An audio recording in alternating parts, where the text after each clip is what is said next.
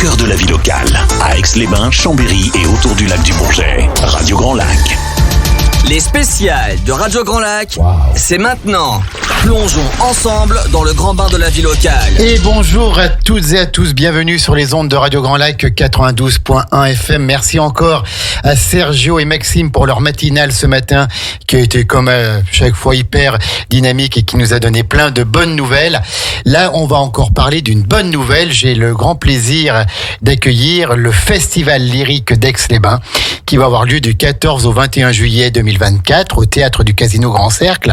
C'est un événement devenu incontournable sur notre dans notre ville et sur notre territoire. Et pour en parler aujourd'hui, ils m'ont envoyé presque ce qu'ils avaient de meilleur, en tout cas de plus beau. J'ai la présidente Sophie Carré et j'ai la directrice artistique, Madame Estelle Danvers. Bonjour mesdames. Bonjour. Vous allez bien ? Ah bah oui, parfait. On va rester dans le dynamisme. Ah ouais, tout à fait. Complètement. On va rester dans le dynamisme, dans le cœur et dans le grand bain de la vie locale pour parler de ce festival lyrique, donc qui commence le 14, c'est dimanche, qui va durer une semaine avec des rendez-vous de prestige, avec une opérette le dernier week-end, la célèbre Veuve Joyeuse, et puis plein d'autres rendez-vous qui vont mettre à l'honneur la musique dans ce qu'elle a de meilleur, la vraie musique, la belle musique. Absolument. Estelle. Oui. C'est ça. Hein. Oui, la musique dans toute, avec ses lettres de noblesse et tout ce qu'on peut écouter de meilleur. Alors, ce festival, c'est la suite du festival des opérettes.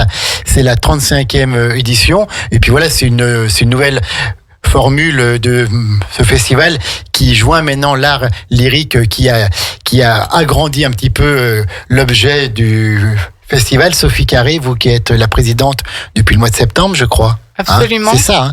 Est-ce que vous pouvez nous présenter un petit peu ce festival et nous parler de l'historique ? Effectivement, merci Jean-Pierre. C'est un bonheur de vous avoir. À toutes et à tous. Le festival lyrique, effectivement, il est devenu lyrique l'année dernière avec l'arrivée de notre directrice artistique Estelle Danvers qui est avec nous aujourd'hui. Et qui se présentera dans quelques minutes, on a hâte. Absolument. Ce festival, effectivement, c'est l'un des plus anciens sur Aix-les-Bains.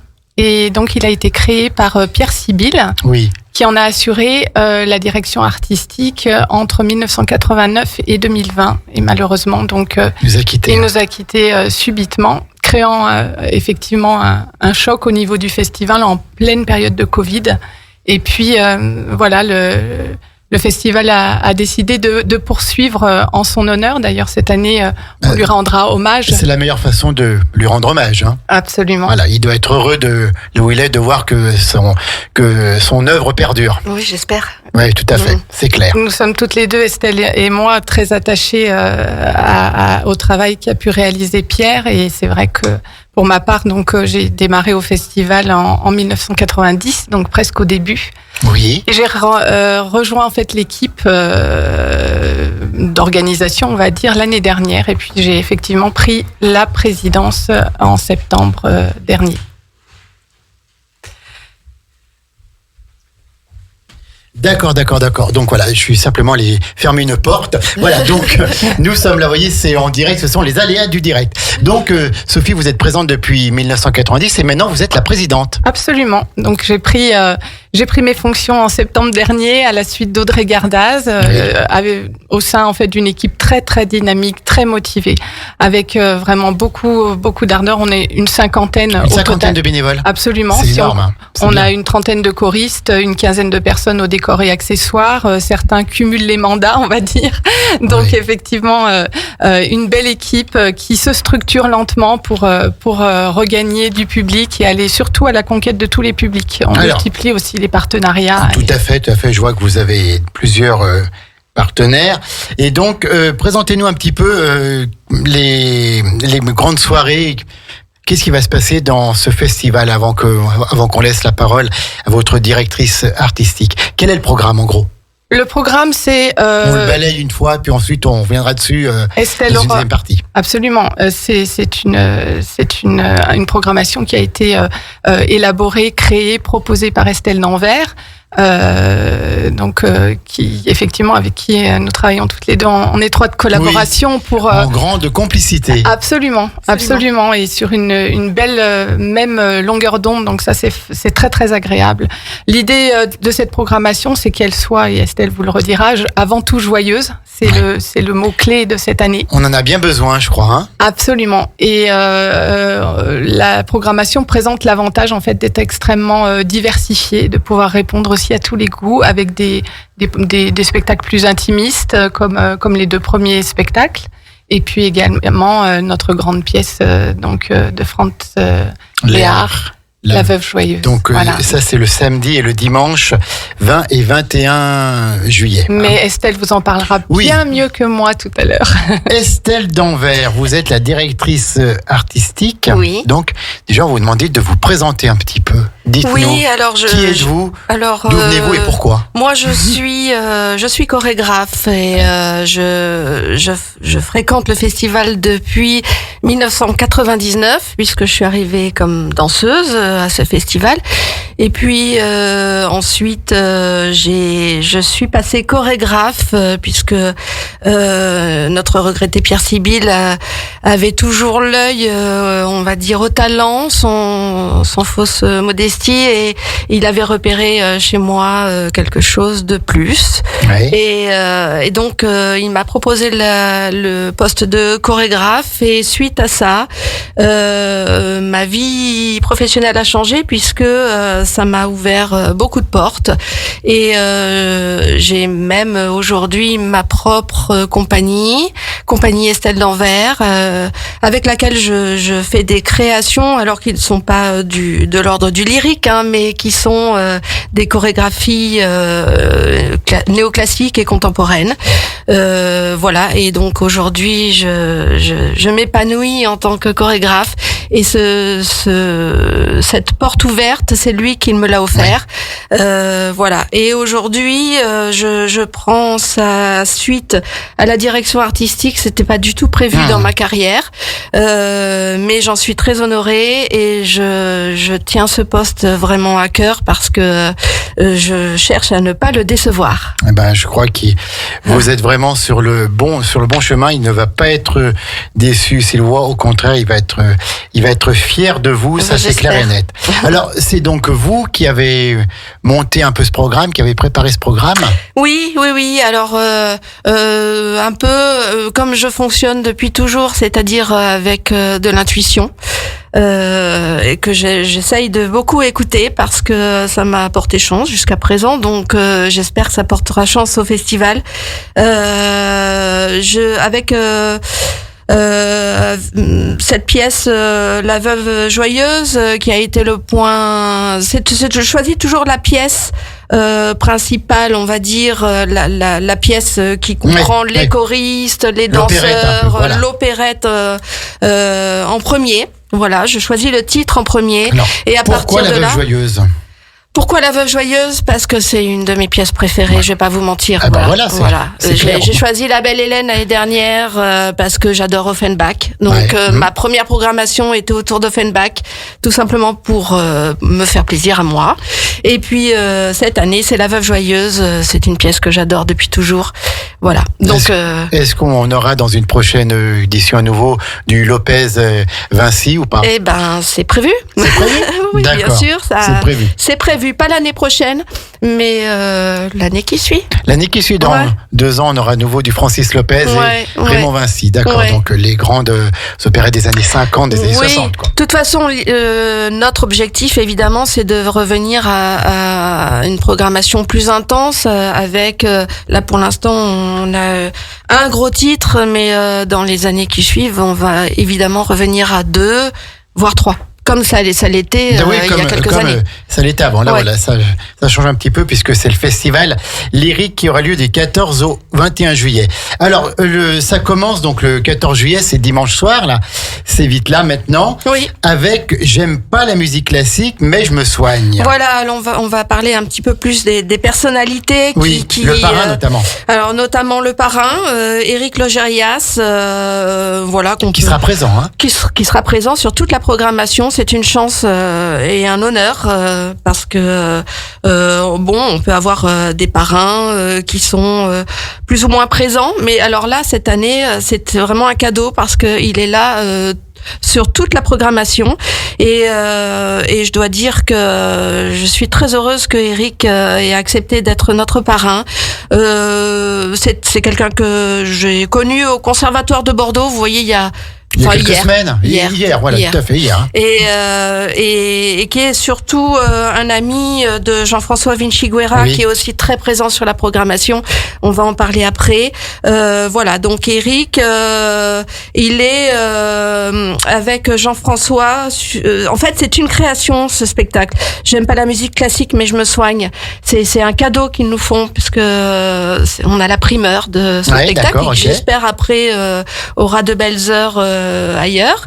Voilà, et donc ils sont accompagnés de Thomas Palmer au piano, qui est extrêmement talentueux et qui en plus cette année a préparé les choristes pour La Veuve Joyeuse. Voilà, donc trois personnalités. C'est un spectacle, c'est un peu une pièce de théâtre, c'est une comédie un peu. Qu'est-ce qui va se passer ? C'est beaucoup d'humour déjà, on va dire autour de la musique classique. C'est un peu les grands compositeurs qui se moquent d'eux-mêmes. Voilà, sur par exemple Ravel, des gens comme ça, mais qui tournent en dérision leurs propres œuvres et que Jean-François et Eric reprennent en ajoutant leur personnalité qui est déjà très... Oui, tout à fait. Eric Logérias, on le connaît notamment dans les grosses têtes. Dans des émissions de télé. Ouais, voilà. Exactement. D'accord, donc une soirée pour donc c'est à 18h dimanche au théâtre du Casino Grand Cercle pour rire un peu pour se détendre. Rire beaucoup même. Pour rire beaucoup. Ce qu'on peut dire sur Eric et Jean-François, c'est qu'ils se connaissent depuis longtemps et notamment ils ont joué donc déjà dans La Veuve Joyeuse tous les deux, Jean-François dans le rôle de Popoff et Eric dans le rôle de Figue et donc ils vont reprendre leur rôle sur cette Veuve Joyeuse. Ils ont joué à Paris dans la mise en scène de Jérôme Savary à l'Opéra Comique.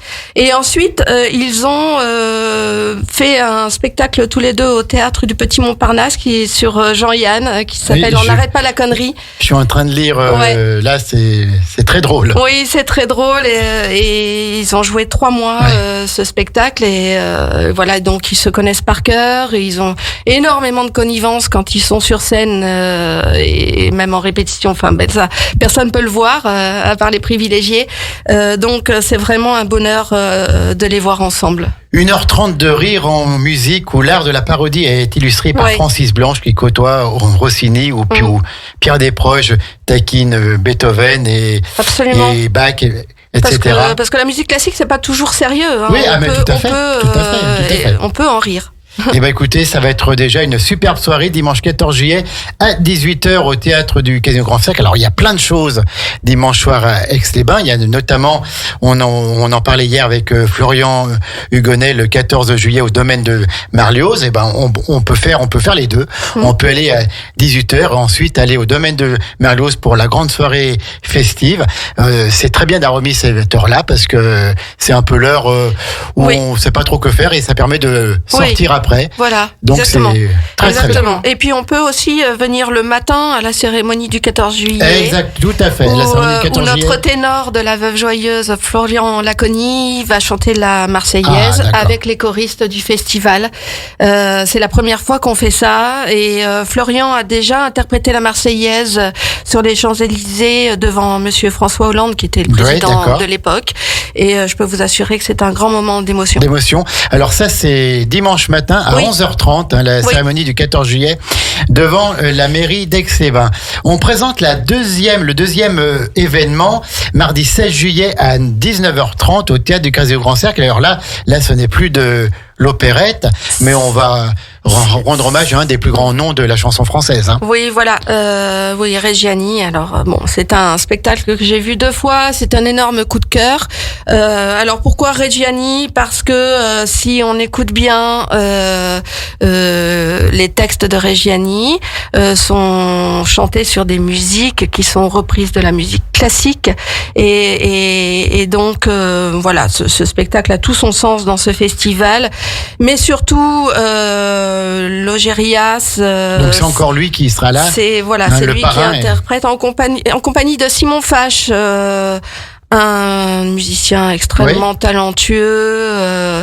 Et voilà, je vous invite à aller voir sur YouTube ce personnage un petit peu excentrique, c'est lui mais qui dit qu'il n'y a talentueux. Pas de petite ou de grande musique. Hein. Ouais, c'est ça. Alors donc, j'ai vu ce spectacle 2 fois et je dois avouer que c'est terriblement émouvant. D'abord de réentendre ces textes de Reggiani. Magnifique texte, on en entendra dans quelques minutes. Voilà.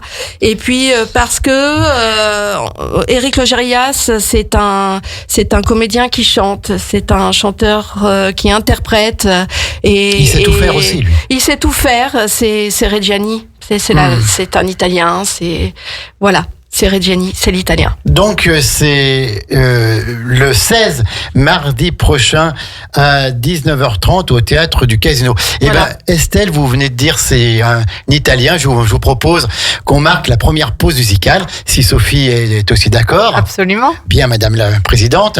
Donc la première pause musicale, on va entendre Serge Reggiani, l'italien, une des plus belles chansons qu'on a l'habitude d'entendre, notamment le dimanche matin sur Radio Grand Lac dans RGL Flashback de 11h à midi. On écoute Serge Reggiani. On revient après avec le Festival lyrique d'Aix-les-Bains, la 35e édition qui aura lieu du 14 au 21 juillet. Vos émissions préférées, elles sont toutes sur Radio Grand Lac. Les spéciales de Radio Grand Lac, c'est maintenant.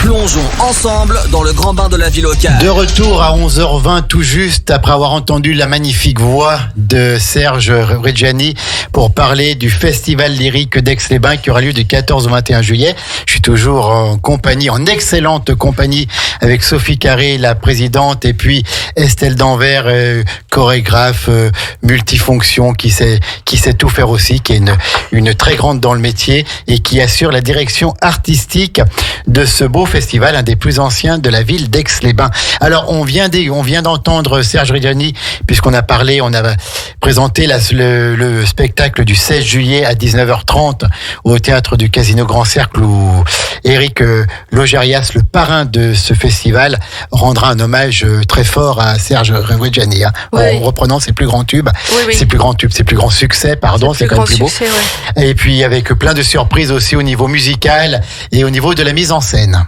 Voilà. C'est ça, Estelle. Oui, je me trompe pas. Non. Bon. Tout est très bien. Alors après, donc le lendemain, le 17 juillet à 21h au théâtre de Verdure, là ce sera en plein air dans ce magnifique théâtre. Alors oui, qui dit art lyrique, opérette dit bien sûr les valses de Vienne, les opérettes de Strauss, de Johann Strauss, père et fils. Alors présentez-nous cette soirée, chère Estelle. Oui, chère Estelle ou Sophie, bien sûr. Je vais laisser à Sophie. Sophie Carré, la présidente. Donc cette soirée du mercredi 17 juillet à 21h donc au théâtre de Verdure s'intègre pleinement dans les bonus de l'été qui sont proposés par la ville et l'office du tourisme.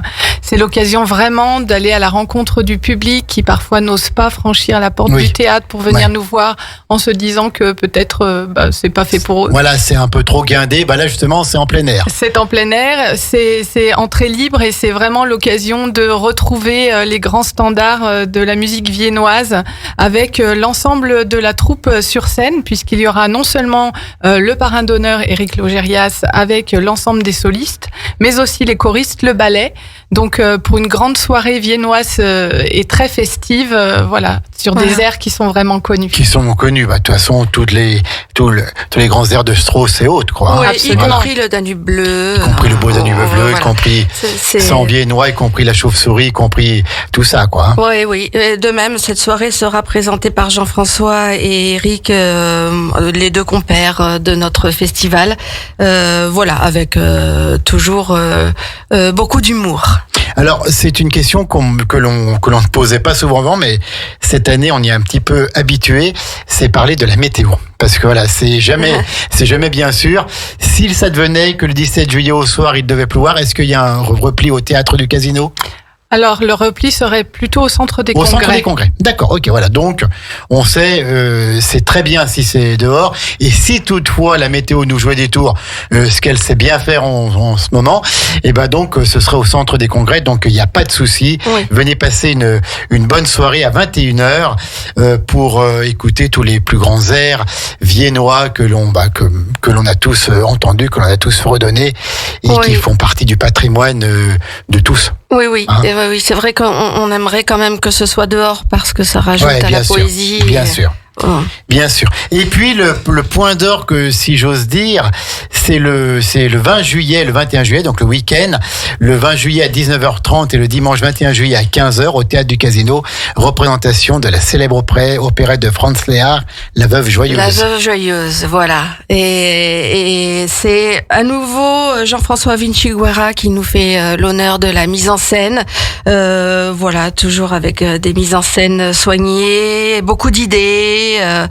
Beaucoup de fantaisie, mais tout en respectant l'œuvre. Ça, c'est très important parce que moi, personnellement, j'y tiens aussi. On ne touche pas au livret, on ne touche pas à la partition. C'est quelque chose qui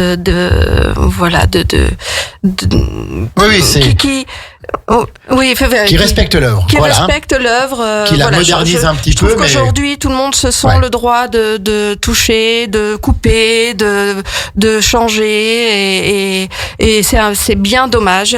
Et ce festival, justement, doit participer au respect des œuvres, je trouve. Tout à fait. Voilà. Et ensuite, direction musicale Didier Benetti, c'est la première fois qu'il vient au festival, qui a fait des arrangements extraordinaires, mais qui est surtout un très très grand musicien et très très bon chef d'orchestre. Donc c'est un honneur qu'il vienne aussi au festival. Mais j'ai l'impression, je vous coupe, Estelle, que vous avez vraiment des artistes de grande qualité chaque soir. Absolument. Hein. Vraiment. Absolument, une distribution incroyable. Oui.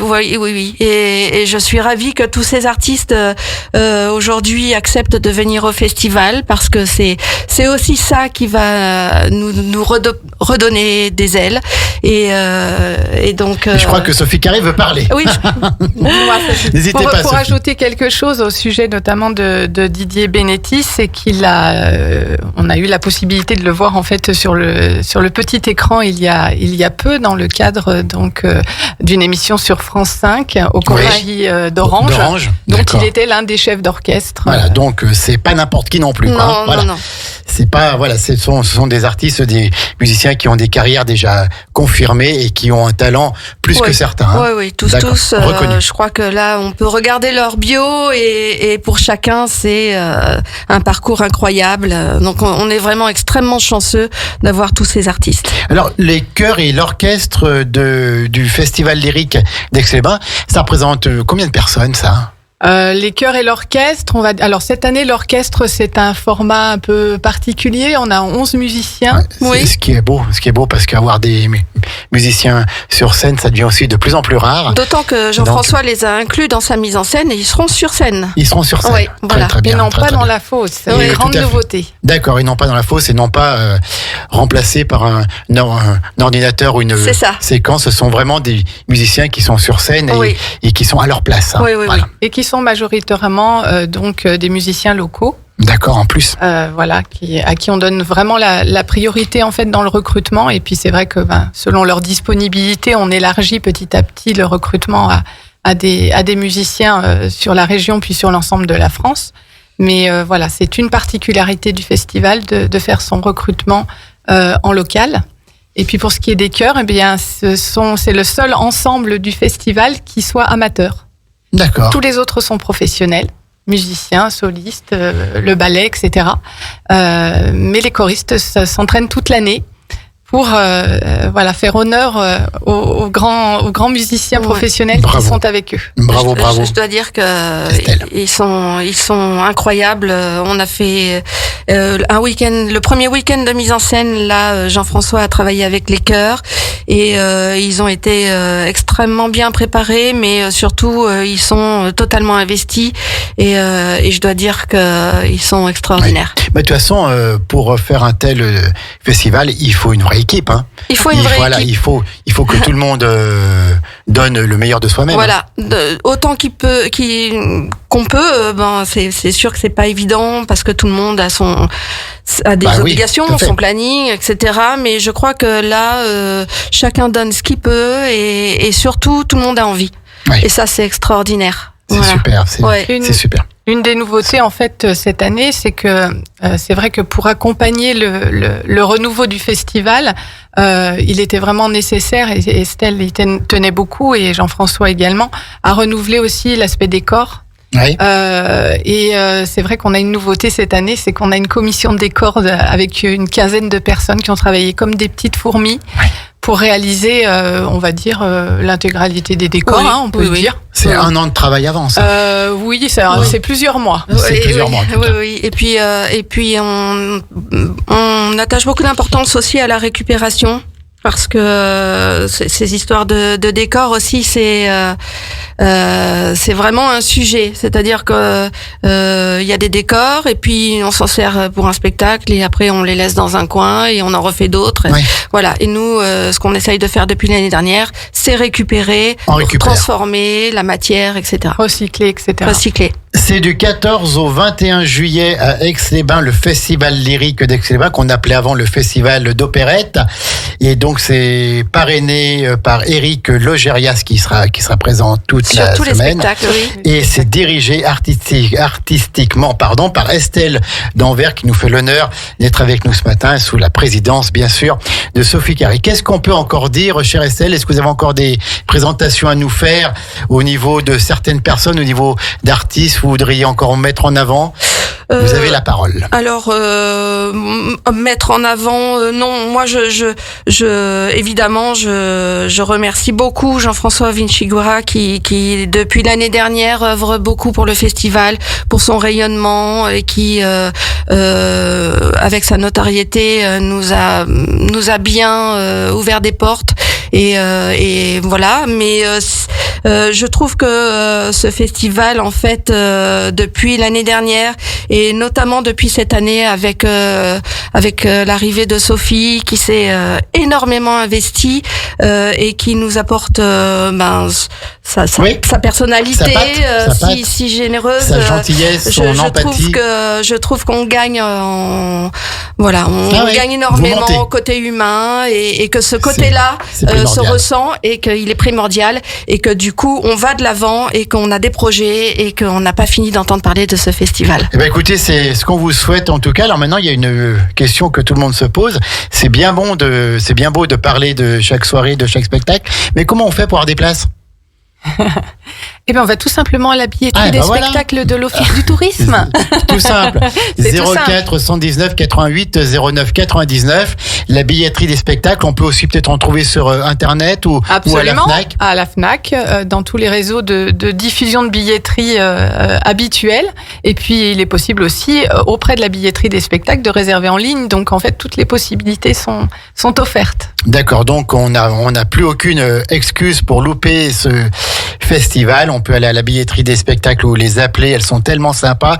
04 79 88 09 99. Vous pouvez prendre une soirée ou même prendre chaque spectacle. Absolument. Il y a un pass aussi. Il y a un pass pour tous les spectacles. Dites-nous tout alors. Le pass, en fait, vous choisissez la catégorie dans laquelle vous êtes le plus à l'aise et puis vous avez une réduction liée aux trois spectacles. Aux trois spectacles. Donc on répète, ça commence donc dimanche soir, le 14 juillet à 18h avec voilà, j'aime pas la musique classique mais je me soigne. Oui. 1h30 de musique mais 1h30 de rire. De rire en musique. De rire, voilà, tout à fait.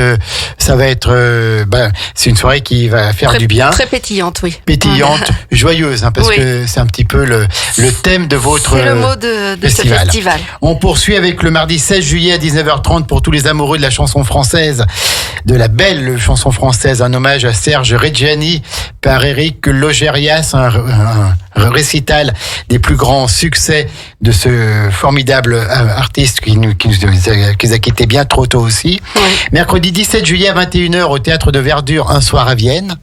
Ambiance valse viennoise, mais vous n'êtes pas obligé de venir avec vos smokings et vos robes de soirée.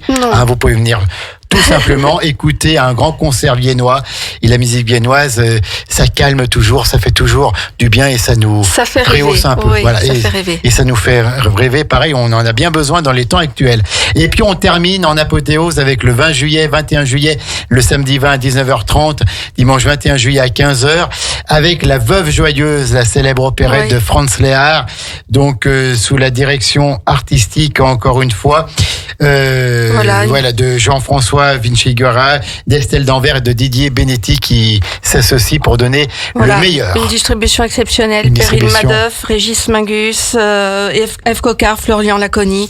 Voilà, ça c'est vraiment. Et ça, c'est au théâtre aussi du Casino. Des grandes voix et des artistes fabuleux. Sophie Carré, quels sont vos projets pour cette belle association du festival lyrique? Continuer, voilà, développer, rayonner, s'ancrer de plus en plus localement, tout en faisant venir des personnes de l'extérieur. Donc voilà, c'est l'alliance entre l'ancrage local et le rayonnement national et pourquoi pas international. Oui. Oui. D'accord. Nous avons déjà été à Budapest. Oui, tout à fait. Voilà. L'année dernière. On compte bien voyager encore. Vous comptez voyager pour apporter tout votre talent et toute cette belle musique et le festival lyrique d'Aix-les-Bains. La ville d'Aix-les-Bains. Donc, il y aura une édition en 2025. Absolument. Voilà, elle est déjà prévue. Elle sera paillettes et glamour, je peux vous le dire tout de suite. C'est vrai. Musical. Bien. Ouais. Bien, ça va être très bien. On n'en dévoile pas plus, vous viendrez bien sûr le dire ici. On arrive au terme de cette émission, mais vous n'allez pas échapper à la question RGL, celle que l'on pose à tous nos invités. Vous êtes donc toutes les deux des passionnés de musique, des passionnés de lyrisme, d'art lyrique. Vous vous donnez à fond pour ce festival quand vous n'êtes pas bénévole, quand vous n'êtes pas présidente, quand vous n'êtes pas chorégraphe. Qu'est-ce que vous faites? Quelles sont vos passions? Quels sont vos autres centres d'intérêt? À quoi vous carburez, Sophie Carré? Pour qu'on vous connaisse un petit peu mieux, c'est toujours la radio de cœur ici. Donc voilà, qu'est-ce que vous aimez? Quelles sont vos passions? Alors, c'est vrai que le festival lyrique et le chant en particulier font partie quand même de mes passions principales, mais j'aime l'authenticité, j'aime le sport, j'aime la randonnée, la nature, tout ce qui est authentique. Tout ce qui est vrai. Tout ce qui est vrai. Tout à fait, ça m'étonne pas de vous. Et vous, chère Estelle Danvers, à quoi vous carburez? Je crois que c'est pour ça aussi qu'on s'entend bien avec Sophie. Je dirais la même chose. J'aime bien ce qui est authentique, les vrais moments de partage. Voilà. Ma passion, c'est la danse depuis toujours au départ, donc elle ne me quitte pas. Mais c'est aussi la scène plus largement. Oui. Et le spectacle. Voilà. Mes passions aujourd'hui, évidemment, c'est mes fils et puis Jean-François, avec qui je viens de me marier. Et félicitations, depuis alors. une semaine, et on s'est mariés à Challes-les-Eaux la semaine dernière. Écoutez, tous nos vœux de bonheur vous accompagnent. On vous souhaite vraiment une longue vie à deux. Merci. Mais quand je vois votre sourire ce matin qui illumine le studio, je me dis que vous êtes une femme heureuse. Ah oui, et totalement. Tout à fait. Et on vous souhaite que ça dure le plus longtemps possible. Du 14 au 21 juillet au Théâtre du Casino Grand Cercle, c'est le Festival lyrique d'Aix-les-Bains, qui est un site internet où on peut tout reprendre. Absolument. Les renseignements. Sophie, dites-nous. Alors, www.festivalexlyrique.fr. Tout simplement. Festivalexlyrique.fr. Eh bien, écoutez, on vous souhaite un superbe festival. On sera à vos côtés. Il n'y a pas de problème. Puis on vous souhaite une bonne journée parce que vous devez être un peu dans les préparatifs, là. Oui, on est très occupés. Très occupé, c'est très bien. Il est 11h37 à midi, c'est le Flash Info avec Maxime. Flash Info local, national et puis la météo, bien sûr. 13h par an autrement avec notre animatrice Pauline. La grille de programme est un petit peu allégée pendant cette période de l'année. Nos 40 animatrices et animateurs ont bien le droit de prendre quelques congés. Donc à 13h, c'est par autrement. Et bonne journée dans le grand bain de la vie locale. Et allez vous faire du bien tant dans la tête que vos oreilles avec le festival lyrique d'Aix-les-Bains du 14 au 21 juillet. C'est chez nous et ça nous fait très plaisir qu'elles soient avec nous ce matin, Sophie Carré et Estelle Danvers. Merci Bonne journée, beaucoup. mesdames. Bonne journée. Radio Grand Lac. Plongez dans le grand bain de la vie locale avec notre application 100% gratuite pour écouter votre radio préférée. Radio Grand Lac. Téléchargez-la dès maintenant et vivez l'expérience Radio Grand Lac où que vous soyez.